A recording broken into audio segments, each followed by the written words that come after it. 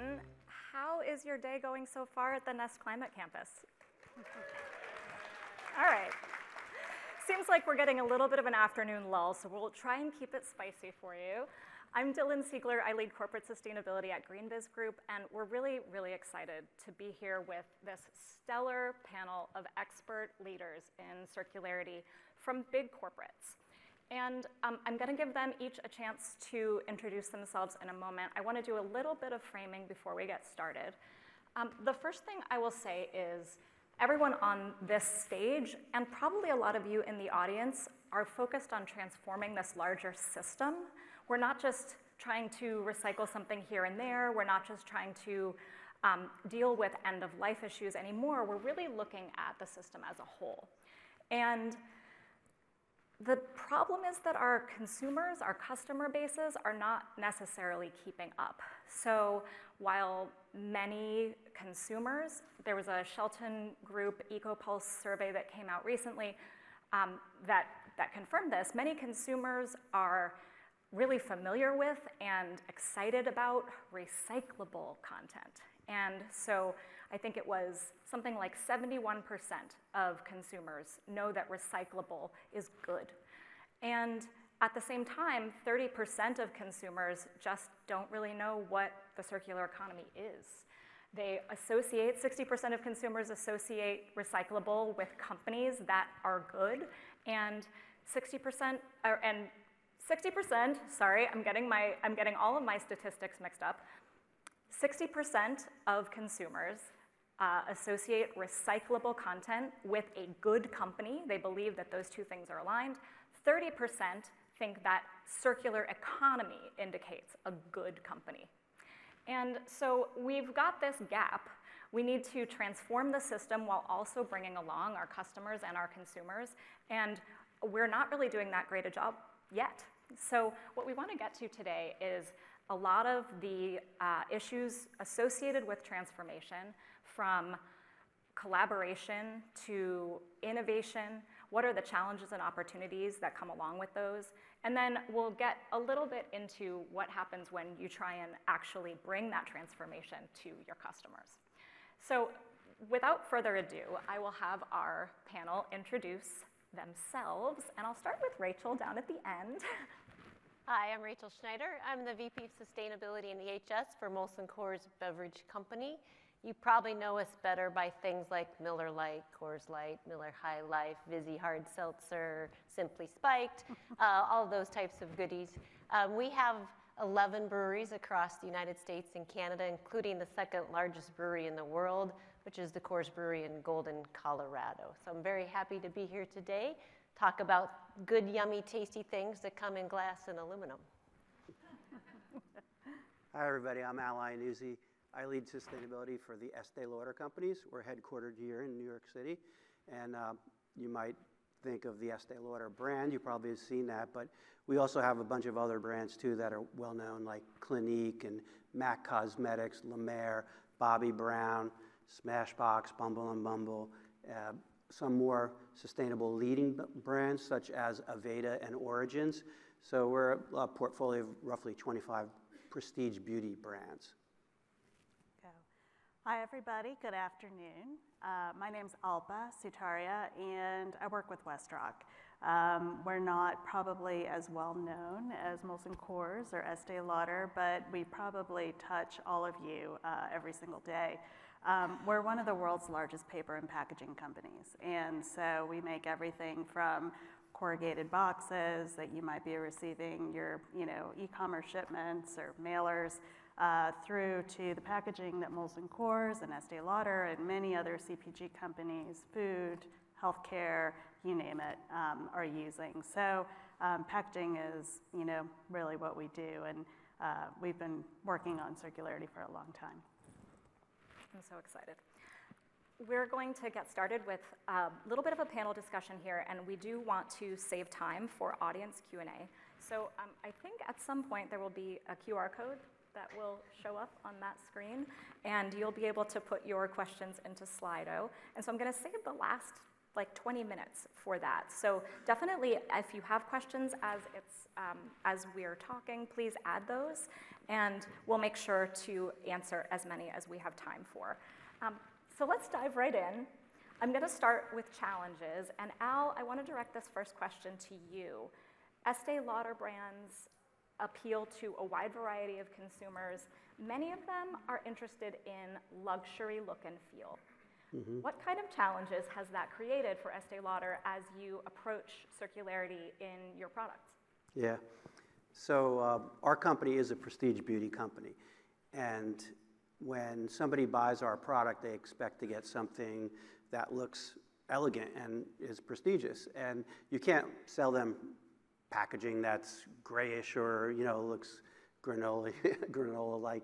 So it's also something that they expect it to be weighty too, which is interesting. So that kind of goes against sustainability. So there is a dilemma there. How do you make prestige beauty packaging more sustainable? So we came up with this goal. It's a public-facing goal. Matter of fact, I was on a call just before this about the results of our packaging goal for our last fiscal year. And we set an objective to make our packaging more recyclable, reusable, refillable, recoverable. And some of the ways at which we are seeing a lot more progress on are like refillable. So you have like a really elegant, weighty looking keepsake, right? And you have a refillable that you pop into it. Or you could go to one of our brands called Le Labo, which is their headquarters is actually in Brooklyn. You know them, all right? A great perfume brand.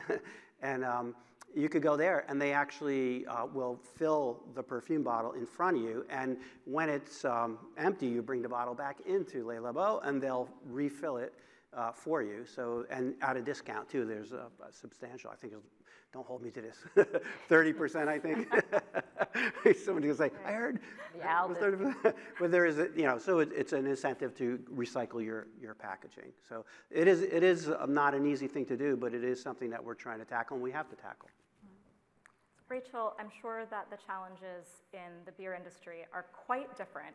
Can you compare and contrast what you're dealing with? Yeah, in some ways it's a little bit of, what is old is new again, and our opportunity is really to lean into materials that have actually been circular for decades, but we don't think about them that way. So when you think about aluminum, you think about glass, they actually already have a fair amount of recycled content, kind of depending on the application. We have had historically fairly robust recycling systems. And so part of what we see the challenge is not neglecting some of those materials as we are understandably also trying to figure out what we do about some of our newer materials that are less recyclable. We don't happen to use them quite as much, so we're big fans of glass and aluminum, but that's part of the space. And just a little example, so our West Rock partnership, those little rings that go on your six-packs, that's what we've been working on with West Rock, and we'll have those all gone by the end of 25, if not earlier. And that's being replaced by fiber wrap. That creates a huge change in the packaging line. Those are whole new lines that we have to put in to be able to implement that change. So there's challenges on cost and the basics of equipment and lines when you want to make these types of changes. I'm just going to follow up before I go to Alpa. What kind of costs are we talking about here? Obviously, this is a huge opportunity, but it does come at a cost. We have said this publicly, so I can say it here. So this is about a 3-year endeavor. It's about an $85 million project to change out those lines over all of those US and Canadian breweries that I mentioned. Our UK facilities were a little bit ahead of us. They got rid of the six-pack rings a little in 2021. Smaller operations, though, less volume. So it's not insignificant. And there's a financial trade-off, as you've just said, but what do you gain? So for us, we've had a lot of really positive reaction to moving to the fiber pack. Marketing likes it. You get a little bit more real estate to put message on pack with the fiber. Consumers react to it quite well. They know what to do. They know what to do with a cardboard box that's recyclable. It's fairly readily recyclable almost all over the US and Canada.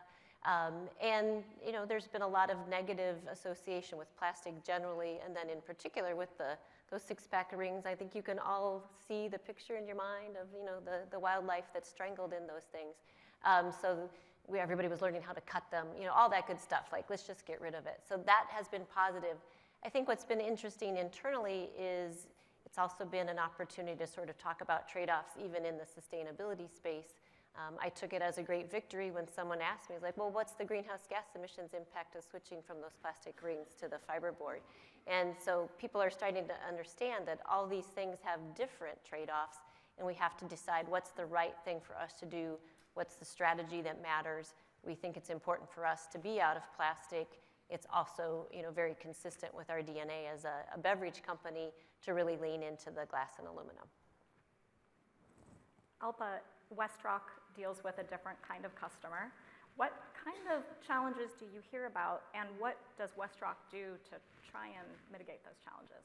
Yeah, the challenges are so broad because we serve so many different types of customers, everything from industrial manufacturers that are trying to find really heavy-duty packaging to ship their refrigerators or, equipment to, some very sophisticated customers that are looking for, the trade-offs and making sure that what they're bringing to the marketplace is not only sustainable, but really beautiful and appealing to their consumers. So it's everything in between. So we start with, number one, really understanding the consumer and understanding the needs of our customers, like everybody would.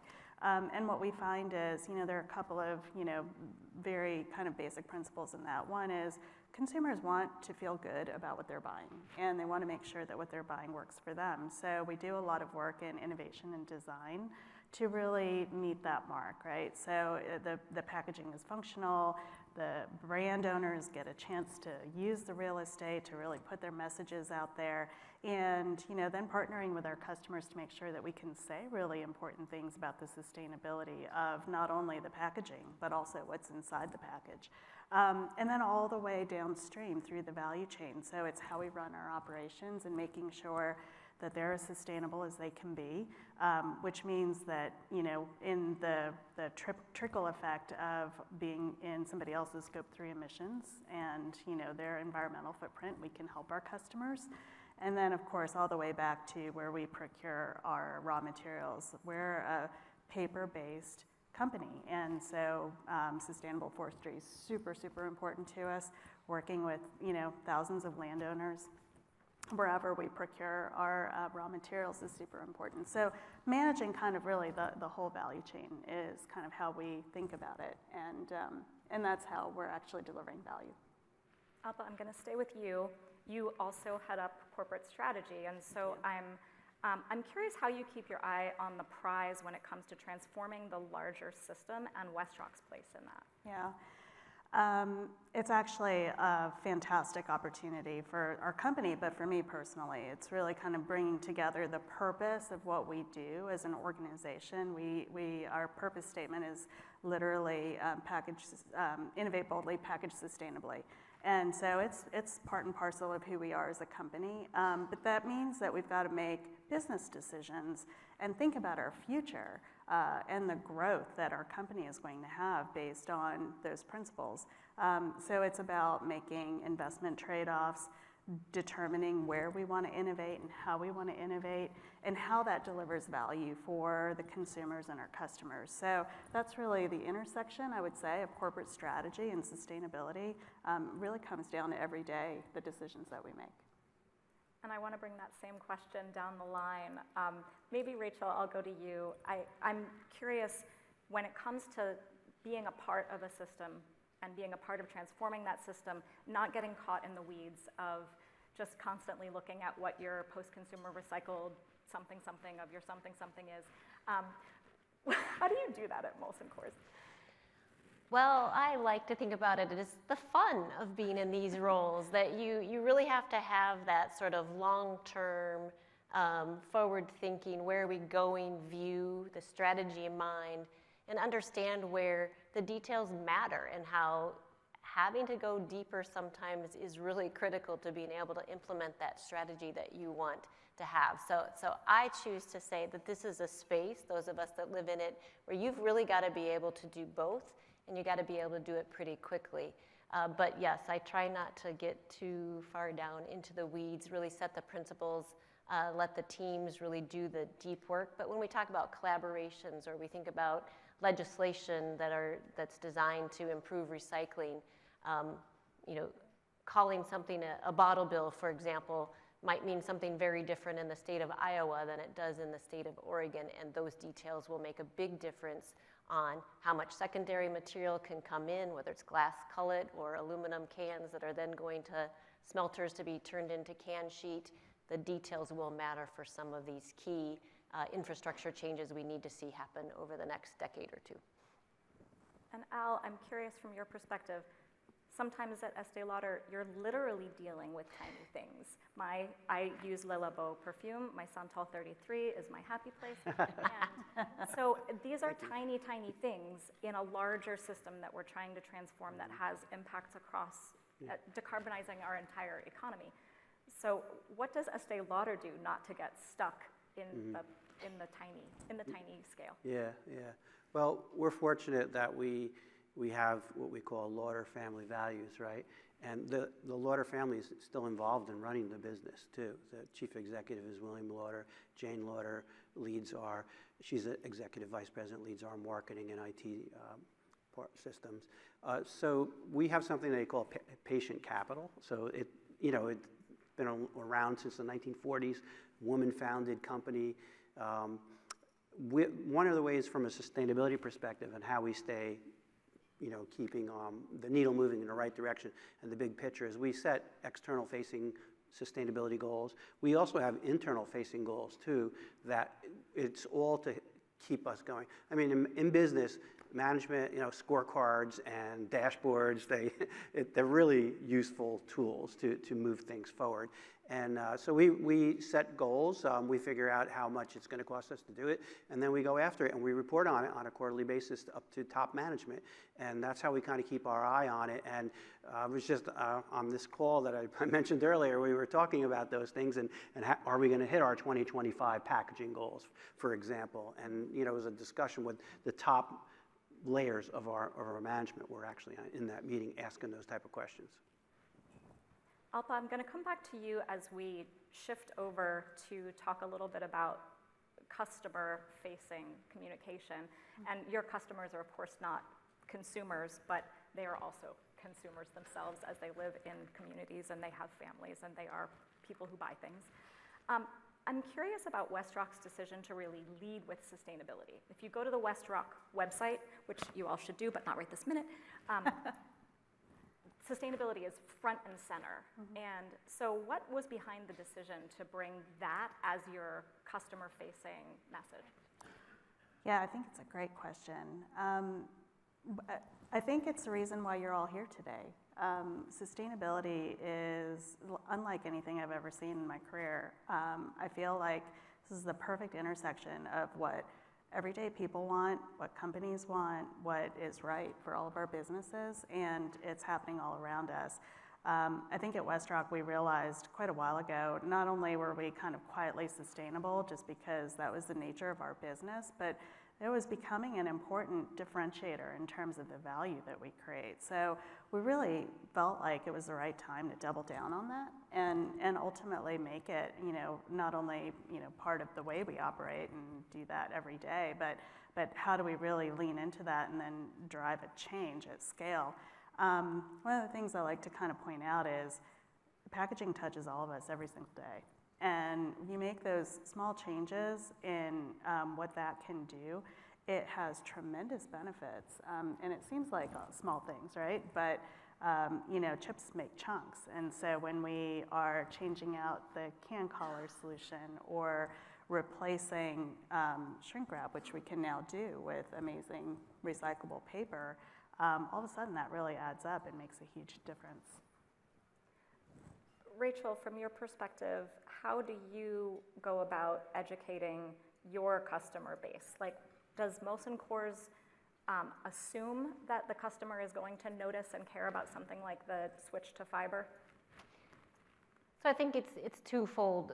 One, people don't even realize it, but they realize it, right? Like once you point out that your aluminum can is highly recyclable and highly recycled and has high recycled content, they're like, well, yeah, of course, duh, right? And so there's sort of that re-upping on educating. We don't do it overtly that way, but with the fiber wrap, we certainly use the advantage of the additional real estate to put some messaging on pack. You'll see that as they hit your markets over the next 2 years.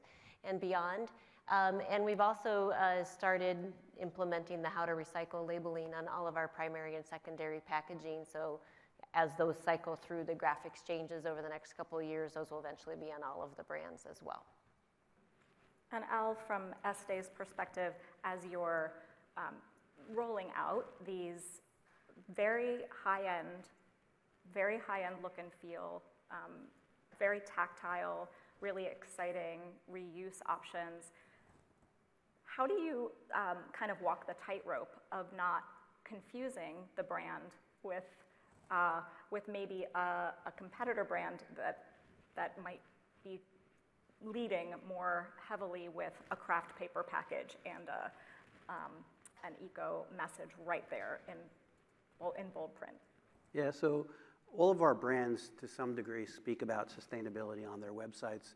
And we actually set up those goals I was talking about earlier. We actually set up some goals for our brands that basically is a way to educate and to communicate to the customer. So we know that purpose-driven brands are the most successful brands and are the brands that have staying power. They'll be there forever. So we had requested that all of our brands connect to either an environmental or a social purpose, right? A significant purpose, which they all have done. We've actually met that goal already. The other thing we know is that by being more transparent, you build trust with the consumer. So we set a goal that all of our brands should put a list of key ingredients on their website with the reason why they're there. And by doing that, we actually found out we got greater engagement with our consumers, and the consumers stay on site longer. And then some of our brands got smarter, and they made it shoppable. Oh, you're using vanilla coming from Madagascar? What product is that? They click on it, and it takes it to an Aveda product where we actually use blockchain to show it getting traced all the way to Blaine, Minnesota, where it's actually manufactured. But some of our brands will communicate on the brand level, and then in this individual SKU level too. As you click in, there could be a responsible sourcing story, or if it's something about a refillable, they can learn about it that way.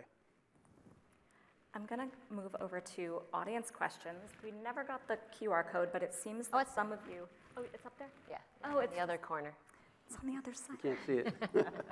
I thought that somehow you had just intuited it through the ether. I know you're magical. I've got a lot of questions coming in, and what I'm noticing is that one of the mega trends that we are seeing in circularity around reuse is showing up here. So I'm curious, I'm going to start, Rachel, with you, whether Molson has, this is a question direct from the audience, whether Molson has looked at reusable, recoverable bottles and what the biggest challenge might be to developing something like that in the US. I love this question. First of all, I'll start with kegs are actually highly reusable, and you get a lot of money. That's our lowest footprint product packaging would be a keg, so go drink draft beer. I suggested to someone that maybe we could have kegs and refillable growlers. There's all kinds of issues with that, but we talk about these things. So first of all, reusable bottles are actually quite prevalent in other markets other than the United States. There's a fairly robust system in Canada, as well as some of our European markets. The challenges here are tied to the same reasons we have challenges with recycling, in that we don't have sort of the culture, and we haven't built any infrastructure where you can get bottles back, you can keep them separated, and you can keep them not being broken. And then they get washed, and then they get reused. There's some trials going on with Oregon that's really at the craft level. There's opportunity at the scale we produce. We produce 12 billion 12-ounce servings a year. That'd be quite an undertaking. What we found is also consumer choice, particularly through COVID, has moved a bit more towards aluminum cans and away from glass. So it's also a trend that influences where you're going to invest as well. So kegs in Canada is the answer to that question. I like the alliteration. So sticking with reuse for a moment, the roadblocks are clear from what you've just said, Rachel. And so one of those might be how consumers are influenced to actually take up a reuse model. And so curious about the roadblocks with those types of systems.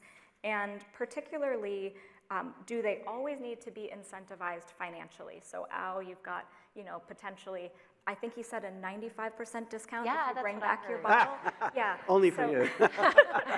So what are we doing? What can we do to influence our consumers, our customers, to actually take up these reuse models? Yeah, good question.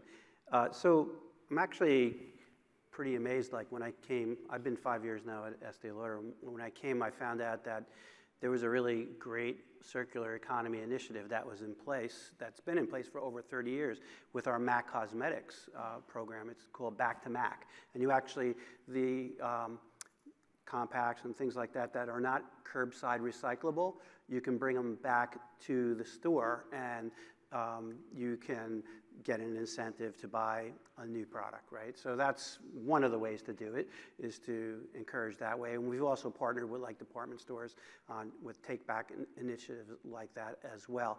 But consumers, are very interested in this. And you had mentioned about the packaging that everybody touches and feels. So every consumer, even people paying, a lot of money for our types of products. They want to know, what do I do with this thing at the end of its life? So communicating, the proper way to recycle that and making it more recyclable is what I think consumers want. And the data that I've seen are the younger consumers, like, Gen Z, Gen X, they're really super interested in sustainability. And, it's almost like you got to do it if you want to attract those consumers. Yeah, if you don't mind, I'll piggyback on this. It's not exactly about recyclables, or reusables, but consumer confusion is a huge problem. And I'll take something that I think probably all of us are somehow involved with. How many of you all have had a pizza lately? Yeah? Can you recycle your pizza box? I know. I know the answer. Don't tell them, Rachel. The answer is yes, but massive confusion out there. This is a great example of, being able to do the science, prove out that yes, indeed, that pizza box can be recycled, clearly communicate that out to the general population of people who are buying pizza, and then partnering with great brand partners. In our case, it was Domino's and a whole ecosystem of other players across the value chain to get the word out and then do it at scale. And then for everybody who's familiar with the recycling industry, we have 18 of our own facilities, but there are thousands of recycling facilities across North America and around the world. How do you make sure that everybody understands that that pizza box is recyclable and make sure that that's a difference that we can make at scale? So I think there are many, many opportunities to simplify the message and simplify the value chain so that we are actually indeed really accelerating that flywheel around recycle and reuse. We've been talking a lot about recycling, and we began with the premise that consumers believe that circular economy is about recycling. And so I'm curious, and this is coming up in a number of different questions, what your companies are doing to design for end of life, to really look at the whole life cycle. I've heard it called engineering. And so maybe, Alba, I want to start with you on that from WestRock's perspective as a fiber-based kind of industry player. What can you do in this space to innovate? Yeah, innovation is really the name of the game in this space. First and foremost, I think we have a great understanding. Like the general population, by and large, we all instinctively know that paper-based things are pretty recyclable, but there are some challenges to that. So we've got a goal across WestRock that we want to get to 100% recyclable, compostable, or reusable packaging by 2025. Many of our customers have similar goals as well. And we're very close to hitting that mark. We're close to 98% of the way there, I would say, today. And so the combination of innovation and design, so innovation in material science, being able to address those things that are problematic today for recycling, for example, and making sure that those materials can come back into the recycling stream is super important. Helping figure out ways to get coatings that can be recycled or eliminating problematic materials from the recycling stream. That's a huge area of focus. Another thing is design, frankly, and making sure that things are designed in a way that can be recycled, reused, somehow repurposed, and that's a big area of focus for us as well. Very, very critical, I think, for on the technical side, but also through the manufacturing process, and ultimately easy for consumers who are receiving that package, easy for them to do. Yeah. Any follow-ups on that, Rachel? Well, I was just thinking as you were talking about design, you know, it's great if a supplier brings us a new design, but, you know, accepting what we've just done with WestRock or in the middle of, if the design change to eliminate a little bit of material won't work on the equipment we already have, that's a much bigger hurdle for us to be able to implement. And so it's also part of the conversation with the R&D team. We also have a packaging R&D team. They have to understand what are the limitations of the current equipment so that when we're looking at different innovations, we understand, okay, yes, that could happen now, so lower investment to be able to implement it, versus this will take investment, but it's worth it, and this is why it's worth it. So it's that full circle of manufacturability as well as the material science that goes with it. So that's getting into the weeds, but it does matter for implementing some of these changes. Yeah. We've got some questions here about regulation, and one individual has mentioned a term, intelligent legislation, which I really like. What would a regulation look like that you would hope would be adopted that could support what your business is trying to do? If you could wave a magic wand and look at what those regulations might be that could change the game when it comes to packaging, that could change the game when it comes to the whole system, what would it be? And so I'm going to give you a minute to think about that. You know, my magic wand is. Oh, do you have one? My magic wand is that we never went to single stream recycling all those years ago that we did, so that one's not viable. So I'll throw that one out to begin with as the magic wand. Will you expand on what the system might look like if we hadn't gone there? Yeah, well, I don't want to dwell on that because that's where we are. So how do we go forward from that is the challenge. And in the different places where legislation is happening or regulations are happening, particularly this is a US-focused answer, how do we bring all the players into the conversation and really talk about transforming the full system versus a cost shift versus we just need to collect more? I think there's a broad myth out in the general public that if we just collected it all, everything would be fine. It is more than just collecting. It's how you collect. It's how those materials are handled as they go through the processing process, that's bad, and into these secondary materials. Glass is a great example. You can manage glass if you can separate it, if you can collect it, you can get a lot of really high-grade cullet, go right into glass bottle manufacturing facilities. It's a beautiful story. Lower your greenhouse gas emissions. A bottle can be a bottle, can be a bottle, can be a bottle. But if you handle it a different way, you're probably going to end up with landfill daily cover out of all of that crushed glass because it just gets broken and broken and broken and broken, and it's the last thing taken out of a lot of MRFs.